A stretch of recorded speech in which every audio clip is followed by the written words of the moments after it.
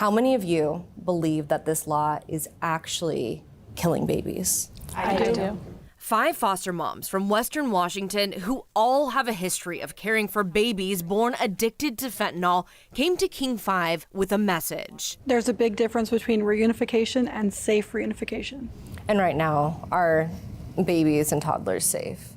No.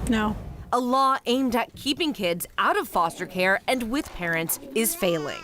Do you think this is the biggest safety crisis for children in the system? I do. This is House Bill 1227. In 2021, a state law was passed that makes it easier for parents involved with CPS to keep custody of their children. Representative Lillian Ortiz-Self of Mukilteo spelled out on her website why she sponsored the bill. It's time that we start looking at the damage and the harm that we're doing, the irrevocable damage and harm that happens when we remove a child from their family. Prior to the new law, children could be removed from parents and put into foster care when there was evidence of physical harm from abuse or neglect. The new Keeping Families Together Act goes a step further.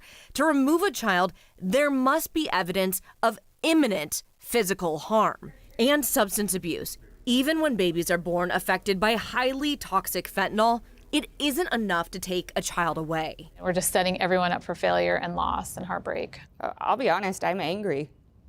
I'm angry that anybody thinks it would be okay to hand over a young child to somebody under the influence of a drug that we have all recognized as lethal. Since the bill passed, the number of children going into foster care has plummeted. Since 2021, down 28%.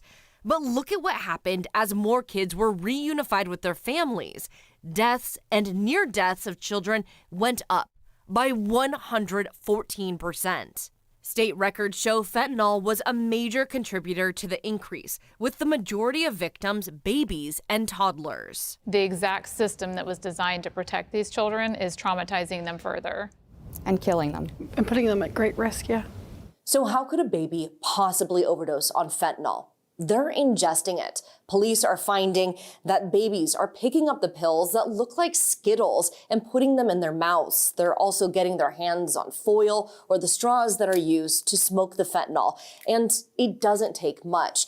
The equivalent to a couple grains of salt is enough to kill someone. It's a reality that we face every day with every child, and it's heartbreaking. It rips at your soul. It's really scary. Like when I know that the parents are in active use and, kids are going there. This is one of the victims. 3-year-old Prince of Tacoma was in foster care since he was a baby.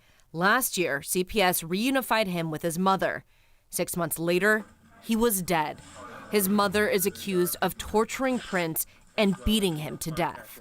It's heartbreaking when you see over and over again that you can't get these kids and their parents back together safely, and how broken that is. Even the lawmakers realized the Keeping Families Together Act may have gone too far. This is a unique threat that we've never experienced before. After hearing about the increase in child deaths, a Senate committee held a public meeting to see what they could do about it. A pediatrician from Olympia said the law needs to be changed. These toddlers are showing up in our emergency rooms unresponsive, needing full life support, and we don't know why until we figure out that it's fentanyl. These children are dying. This is about the children of Washington being protected from adults who are not protecting them. A month after that hearing, lawmakers were emotional on the House floor, debating whether or not to change the law. If your child was in a burning building, would you wait until the flames devoured it? There's days when you can't presume there's good parents. And when these kids are dying of fentanyl, we've got to step in. How many more children have to die? We need to change this. You and I need to change this. After all that, lawmakers did change the law. Now fentanyl must be considered something that puts a child in immediate harm's way.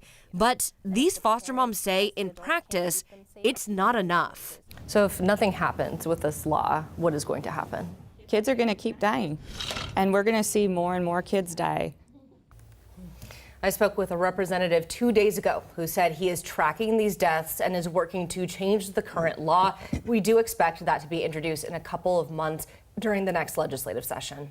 And what about the people on the front lines of all of this? I mean, what are they saying, these social workers who see this? Right. I talked to the social workers, and they told me that ultimately they feel like their hands are tied. They say they are seeing this, they are upset by this, but that it's really ultimately up to the courts, to the judges who are taking this to the extreme. And they say they are trying to keep children safe, but there's only so much they can do. And they're also advocating that the law is changed. Gets back to the law, and then everything hopefully will fall into place after that. That's what everyone has told me.